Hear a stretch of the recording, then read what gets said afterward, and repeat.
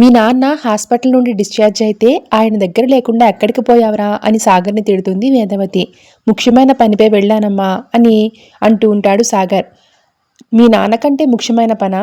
సర్లే, ఆయన ఇప్పట్లో రైస్ మిల్కి రాలేరు, నువ్వు అన్నీ చూసుకోవాలి అని సాగర్కి చెప్తుంది వేదవతి. ఆ మాటతో సాగర్ గుండెల్లో రాయి పడుతుంది. ఇదిగో అపాయింట్మెంట్ లెటర్, వచ్చే నెలలో నేరుగా జాబ్లో జాయిన్ కావచ్చు. తన మావయ్య చెప్పిన మాట గుర్తొచ్చి హడలిపోతూ ఉంటాడు సాగర్. పైకి మాత్రం ఆ సరేనమ్మా అని తలాడిస్తూ ఉంటాడు. ఇక తరువాత రామరాజు దగ్గర కూర్చుని ఆరోగ్యం ఎలా ఉంది నాన్న అని అడుగుతాడు సాగర్. నాకు బాగానే ఉంది, కానీ ఆ వనజ వాళ్ళు మనకి 20 లక్షలు ఇచ్చారు కదా, అవి వాళ్ళకి ఇచ్చేయాలి. వాటిని బ్యాంకులో వేశావు కదా అని అడుగుతాడు. వేసా నాన్న అని నసుకుతూ ఉంటాడు సాగర్.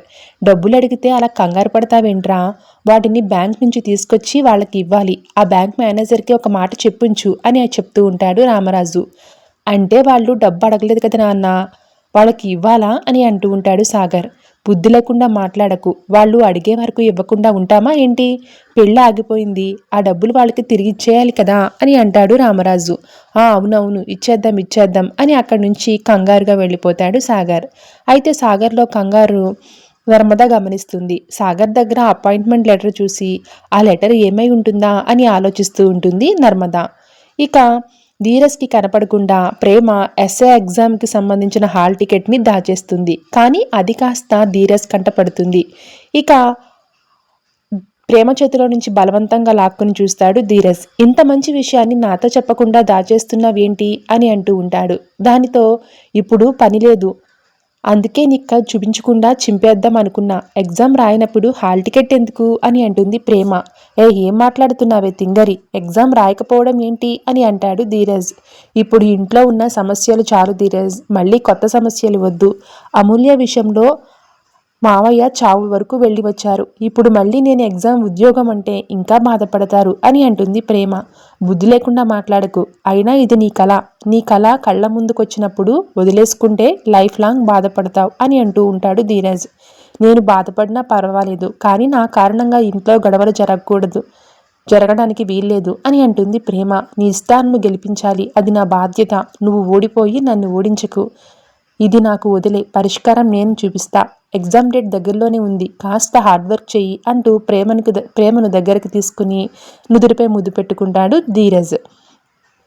ఇక మరోవైపు సాగర్ చేతిలో అపాయింట్మెంట్ లెటర్ పట్టుకుని ఏం చేయాలి, నాన్న డబ్బులు తిరిగి ఇవ్వాలని చెప్పారు, ఇప్పటికిప్పుడు డబ్బు ఎలా వస్తాయి అని ఆలోచిస్తూ ఉంటాడు. ఇంతలో నర్మద వస్తుంది. నర్మదాని చూడగానే చేతిలో ఉన్న లెటర్ని దాచేస్తాడు సాగర్. అది చూసి నర్మద, ఏంటి కంగారు పడుతున్నావు, కవర్ని దాచేస్తున్నావు, నా దగ్గర నీకు రహస్యాలేంటి అని అడుగుతుంది. దాంతో సాగర్, ఇది నా job joining order, government job, నాకు జాబ్ వచ్చింది నర్మద అని అంటాడు సాగర్. ఆ మాటతో ఆనందపడిపోయిన నర్మద ఇక హగ్ చేసుకుని, ఇంత మంచి విషయం చెప్పావు, ఐ లవ్ యూ సాగర్ అని అంటుంది. వెంటనే ఎప్పుడు అప్లై చేసావు, ఎప్పుడు జాబ్ వచ్చింది, ఈ విషయం చెప్పడానికి టెన్షన్ ఎందుకు, నా దగ్గర ఎందుకు దాస్తున్నావు అని అడుగుతూ ఉంటుంది. అంటే నాన్న ఏమంటారోనని భయంగా ఉంది నర్మద, అందుకే దాస్తున్నాను అని అంటాడు సాగర్. ఆ మాటతో అనుమానం వచ్చిన నర్మద ఆ లెటర్ని తెరిచి చూస్తుంది. నిజం చెప్పు సాగర్, ఈ ఉద్యోగం నీకు ఎలా వచ్చింది, ఎగ్జామ్ రాసావా, ఇంటర్వ్యూకి వెళ్ళావా అని ప్రశ్నల వర్షం కురిపిస్తుంది నర్మద. దాంతో సాగర్, అబ్బా, నిన్ను సర్ప్రైజ్ చేద్దామని సీక్రెట్గా ఉంచాను, నువ్వు నా మూడ్ని పాడు చేయకు అని అంటాడు. సారీ సాగర్, నీకు జాబ్ వచ్చిన ఆనందంలో ఏదేదో మాట్లాడుతున్నా అని అంటూ ఉంటుంది.